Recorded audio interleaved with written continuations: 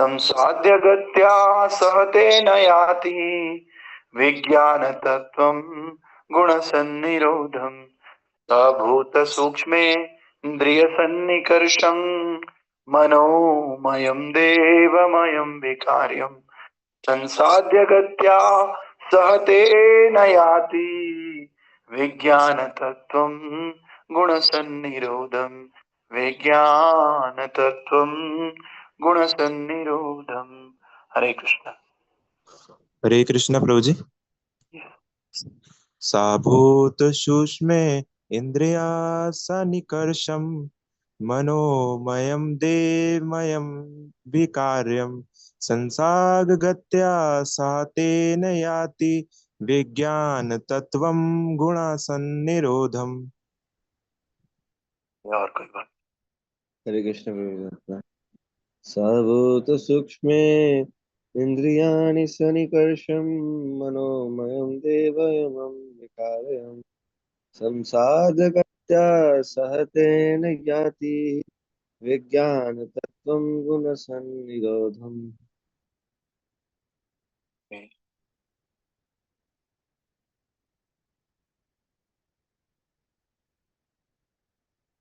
तो हमने देखा कि इस तरह जो भगवान का भक्त है वो स्थूल और सूक्ष्म सभी तरह के आवरणों को पार करके अहंकार के स्तर में प्रवेश करता है। और कल हमने कहा था अहंकार भी तो गुणी भी हो सकता है, तमोगुणी रजोगुणी।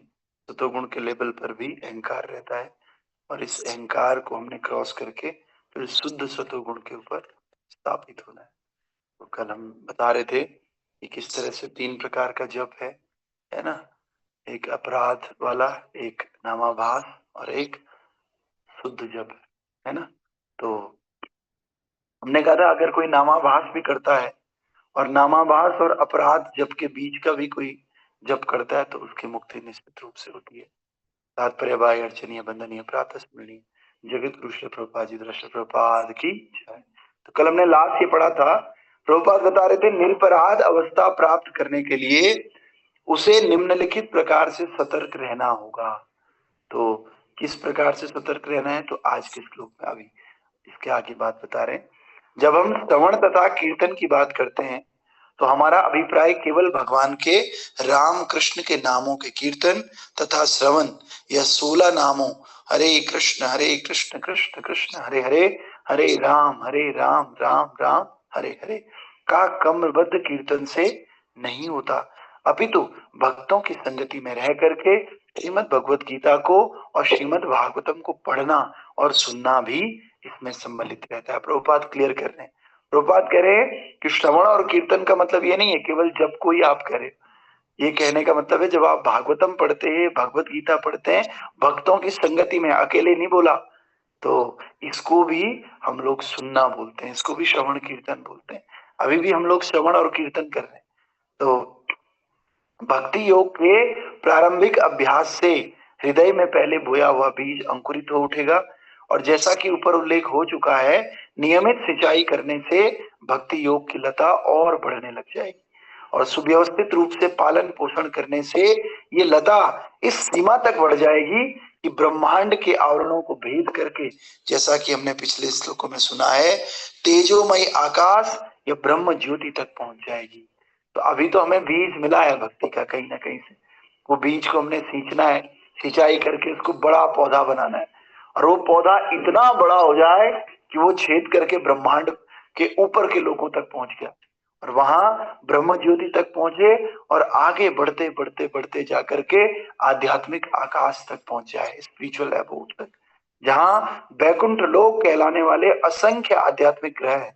इन सबके ऊपर कृष्ण लोक या गोलोक वृंदावन है। कमल की पंखुड़ी जैसा है, कमल की सारी पंखुड़ियां वैकुंठ है और इनके बीच में गोलोक वृंदावन धाम है सबसे ऊपर, और जहां यह लता प्रविष्ट होकर आदि भगवान श्री कृष्ण के चरण कमलों का आश्रय ग्रहण करती है।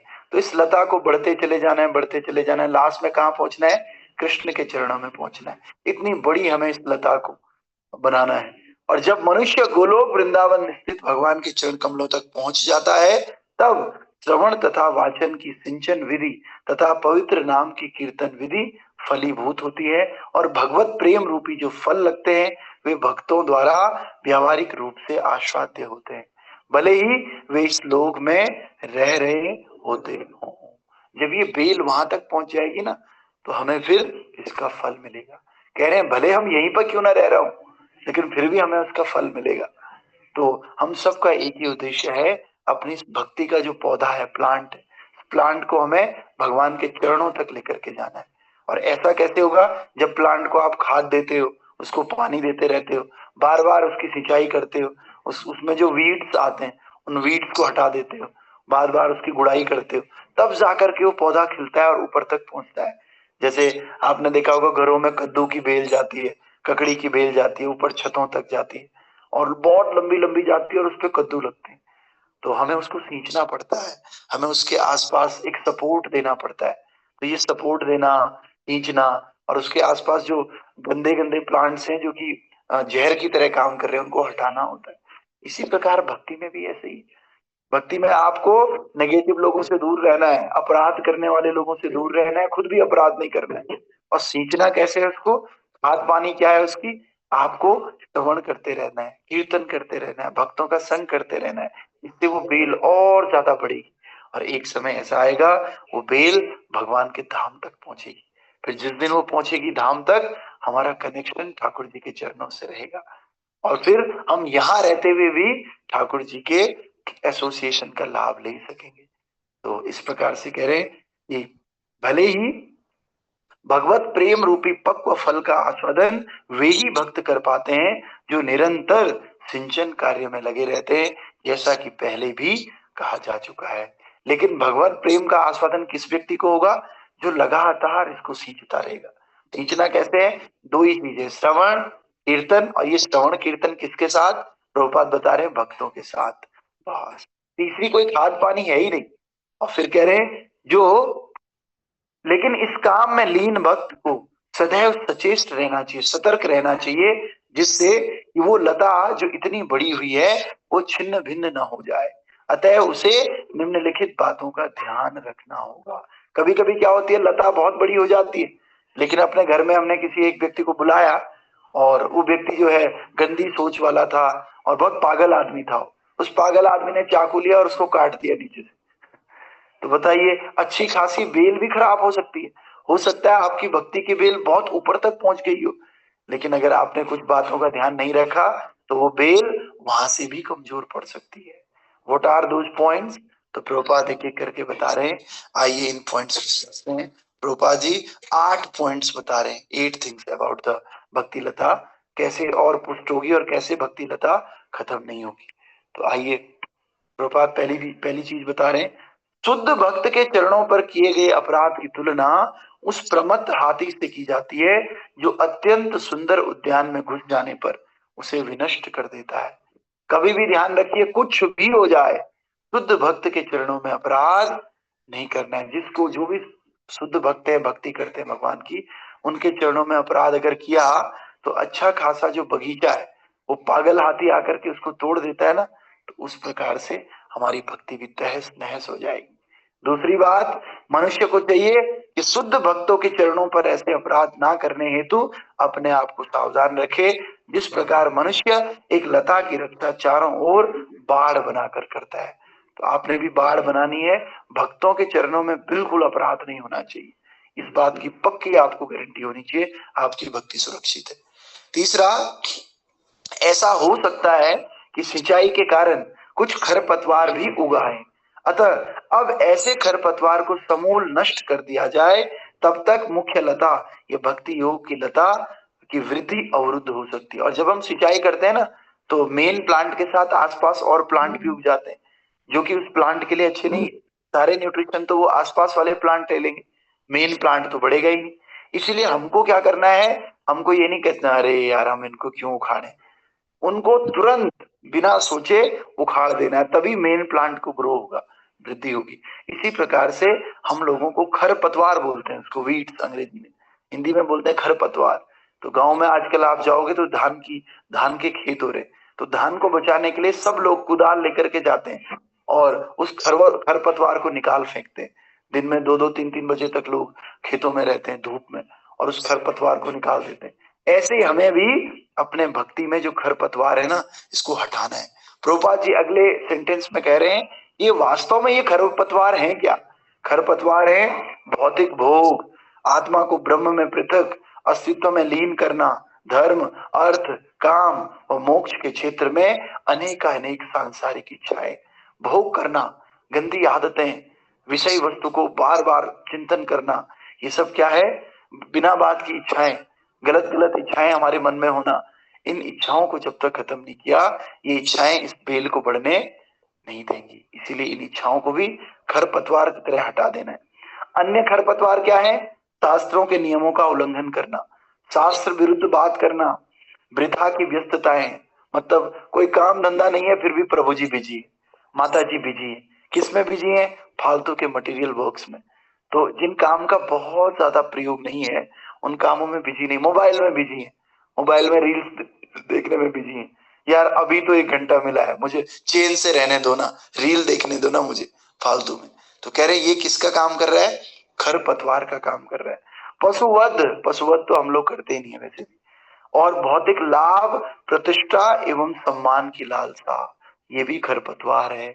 आप कहीं गए, क्लासेस में भी आए, आप सोच रहे हैं मुझे तो सम्मान मिलना चाहिए, तो बस इस सम्मान की इच्छा है, ये भी खरपतवार का काम करेगी। सम्मान की इच्छा को भी हटा देना है। मुझे सम्मान मिले ना मिले, मुझे तो सेवा करनी है, बस सेवा करके मुझे आनंद लेना है। फिर यदि पर्याप्त सावधानी ना बरती जाए तो सिंचाई से केवल खरपतवारों की वृद्धि होगी, स्वस्थ लता ठिकनी रह जाएगी, जिससे उसमें भगवत प्रेम रूपी फल नहीं लग पाएंगे। वो बेल तो रहेगी, लेकिन जो आसपास के जो खरपतवार है ना, उनमें ज्यादा वृद्धि होने लग जाएगी। और आपको सबको लगेगा भक्ति कर रहे हैं प्रभु जी, तो माता जी तो प्रभु जी मिलके ये तो भक्ति करते हैं, लेकिन भक्ति तो दिखेगी बाहर से, लेकिन उसमें फल नहीं लगेंगे। इंटरनली बहुत कमजोर होगा प्लांट, खोखला हो जाएगा वो प्लांट। और बाहर से देखने में लगेगा धोती कुर्ता तिलक, मंदिर भी जाते हैं, सब करते हैं, घर में भोग भी लगता है, लेकिन अंदर से सब खोखला होगा। इसीलिए हम सबको इनसे बचे रहना है। और अतएव भक्त को चाहिए कि प्रारंभ में ही विभिन्न खरपतवारों को समूल नष्ट कर दे, तभी मुख्य लता का स्वस्थ विकास हो सकेगा। समझ रहे? और लता ठिकनी नहीं रहेगी। इसीलिए शुरू में हटाना मुश्किल नहीं होता, आसान होता है। अभी शुरू में आज ही आपको पता लग गया ना कि सम्मान की इच्छा नहीं करनी है, धीरे धीरे और इच्छाओं को खत्म करना है, अपराध नहीं करने, तो अभी शुरू में ही खत्म कर लो। बाद में तो बड़ा मुश्किल होता है उस व्यक्ति को समझाना। वो आप यकीन नहीं करोगे, बहुत अनुभव से मैं कह रहा हूँ। बड़े बड़े भक्त हो जाते हैं, बड़े बड़े आपको बाहर से लगता है कि कितनी लंबी लता है प्रभु जी की, लेकिन अंदर से पता चलता है वो सुनने को भी तैयार नहीं रहते। अंदर से इतना अहंकार और इतनी खरपतवार की सिंचाई हो जाती है कि फिर उनको हटाना बड़ा मुश्किल हो जाता है।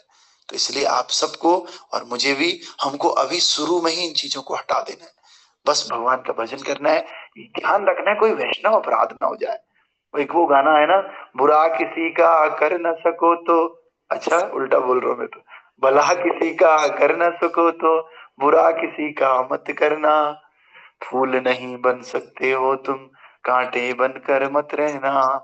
तो वही है, अगर हम ठीक है किसी का ग्लोरिफिकेशन नहीं आता है, आपको तारीफ नहीं कर सकते हो, तो कम से कम अपराध मत करना कभी।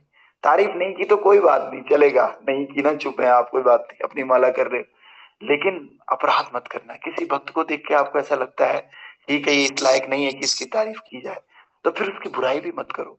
ये बुराई तो सुकरेर विष्टा, जैसे कोई जानवर है ना सुअर, उसका मल होता है, उसके बराबर है दूसरों की निंदा चुगली।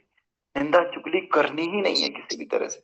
कोई सिद्धांत की दृष्टि से आपको गलत लग रहा है, आप बहुत हम्बल वे में अपने सीनियर से बात कर सकते हो, प्रभु जी ये मुझे गलत लग रहा है। या उस व्यक्ति को, अगर वो आपका जूनियर है, आप बोल सकते हो प्रभु जी ये आप थोड़ा गलत कर रहे हो, मुझे ऐसा लगता है, बाकी आपकी इच्छा प्रभु जी। ऐसे नहीं, उसको तो नहीं बोला, इधर उधर बोल दिया, 2-4 लोगों को मजे ले लिया। अरे प्रभु जी सुनो, अरे मैं बताता हूँ, अभी अभी बैठो तो सही, अभी आप फ्री हो ना? हाँ, मैं बताता हूँ। अरे प्रभु जी ना ऐसा ऐसा करते हैं, ये है वो है, खूब मजे ले लिए उस बात की। तो जितने आपने मजे ले लिए, वो जो करता होगा उसका फल भी आपको मिलेगा, अगर आपने मजे लेने के लिए ये सब किया। लेकिन उसको सुधारना अगर वास्तव में चाहते हैं तो पहले अपने सीनियर से बात कर लो, प्रभु जी वो ऐसे ऐसा कर रहे, क्या करना चाहिए। फिर उससे बात कर लो, प्रभु जी मुझे ये गलत लगता है, मैं हाथ जोड़ के विनती कर रहा हूँ, बाकी आपकी इच्छा प्रभु जी। एक बार बोल दो, नहीं सुधरता है तो बाय बाय कर लो।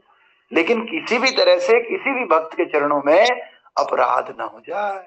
और मैं तो कहता हूँ बाहर की दुनिया में भी अपराध मत करो।